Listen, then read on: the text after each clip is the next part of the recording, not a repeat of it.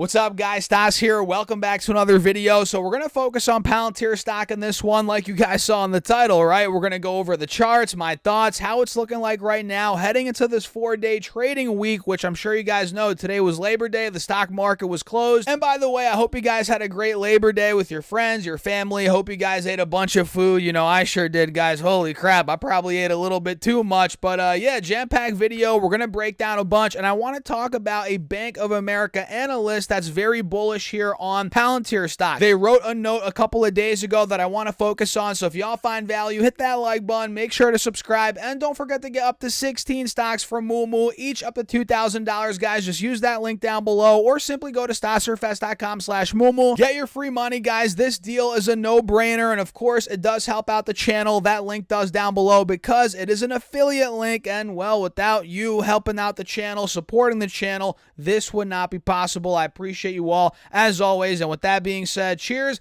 Let's dive right into it because again, we have a lot to break down in this video. So Palantir on Friday, which was the last day of trading because again, today was Labor Day, markets were closed. Palantir on Friday went up 1.3%, and it pretty much, uptrended all day, especially in the pre-market. You guys can see Friday pre-market, we had Palantir stock at around 1470, roughly 1471, and we uptrended all the way to 1520 by around 9:30 a.m. when the markets open, and then at 1520 or right around 9:30 when we were at 1520, we opened up, and this thing ran up even more, all the way to 1540. Then we saw a pullback from 1537 down to about 1482, and that really was the only main pullback during the day. That was a 3.5% pullback, keep in mind, guys. And then pretty much we uptrended for the rest of the day, and one could argue that we have an ascending triangle here on the intraday chart, which, I mean, we do, don't we? Do we not? You guys can see it right here on the intraday chart, right? Higher lows being made clear as day at the same time as we have resistance at about 1530, 1535, which if that point breaks, we get that ascending triangle to play out. Palantir stock in the short term could definitely be breaking out. From that point on the 5-day, you guys can see arguably we could start going $15.90, $16 if that were to break. Mid-16s, totally possible, right, on Palantir. So keep your eyes on that triangle that's forming again on the intraday. You guys can see it even better here on the 5-day, 5-minute. And before we break down the charts even more, let's talk about this analyst from Bank of America. Let me actually come over here to the this tab here, guys. Is it on Safari? I forget which tab I put it on. And oh, by the way, make sure to follow me on Twitter, guys, or X. You guys see my account right here. It's at StasserFest, or you can just type in, actually no, it's not at StasserFest anymore. It's at Stas Talk Stocks. I just changed that, but my name on there is StasserFest, and I am verified, guys, because there are a bunch of imposters on Twitter, on Instagram especially, guys, so be careful. And by the way, I'm never going to message you first and ask you for crypto information or this or that, or tell you that I can trade money for you. That's never going to happen. So now I'm verified on Twitter and on Instagram at StasserFest, Stas Talk Stocks, either one, and you'll find me on there. So keep that in mind. If you're messaging somebody that's not verified, it is not me on Twitter or on Instagram. So keep that in mind. And again, go follow me on Twitter at Stas Talk Stocks. So this analyst from, I think, Bank of America remains bullish on Palantir stock. And I want to break this down and show you guys what they're saying. So last week, this analyst, which I believe her name is Mariana Mora or something like that. Either way, they're reiterating a buy rating on Palantir stock with a price target of $18. And Mora thinks that the sell-off in stock or in the stock in August was due to a recent pullback in the AI market sentiment, or honestly, guys, what I think is things just got a little too far ahead of themselves in terms of these AI stocks. Maybe not NVIDIA, because NVIDIA just keeps on ripping. But we do see, or we did see a pullback in a lot of these names. And Palantir, well, was one of those names that pulled back, right? And nevertheless, the analyst continues to believe that Palantir is a key player in the generative AI market. No kidding. And Mora contends that the company's ability to provide generative AI solutions that are compliant with stringent security requirements with demonstrated applications across sectors has not been fully appreciated by the market. That's kind of the opposite of what the analyst was saying that downgraded them. Were they from Morgan Stanley? I forget. We talked about that last week, right?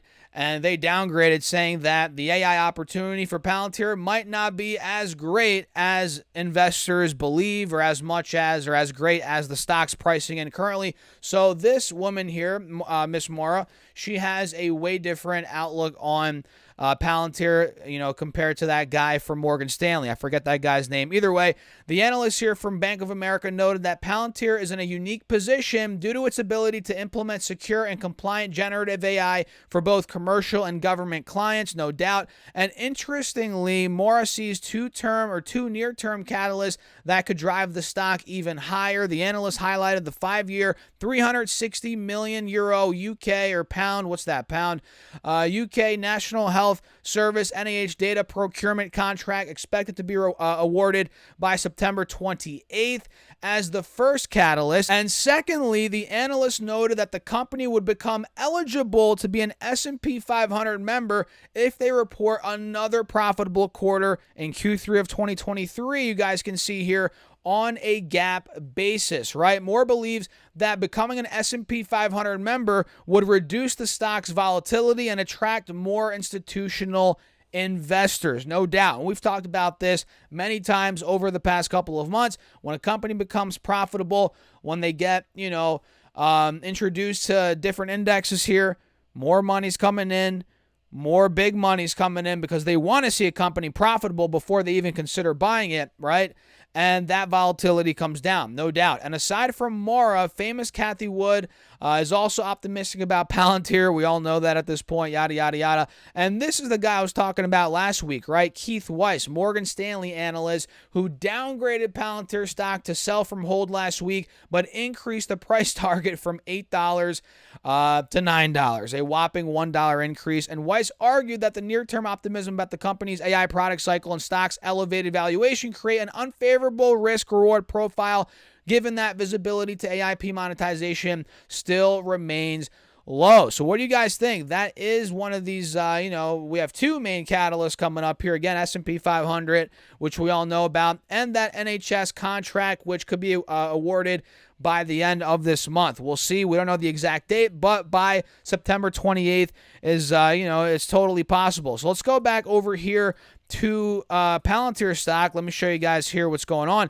And we can see overall, if I pull this 4-hour chart up, we still have a head and shoulders, right? So keep that in mind. We do still have a head and shoulders, left shoulder, boom. Got the head right there, boom. Right shoulder right here, boom. Although I'm butchering this, you guys get the point, right?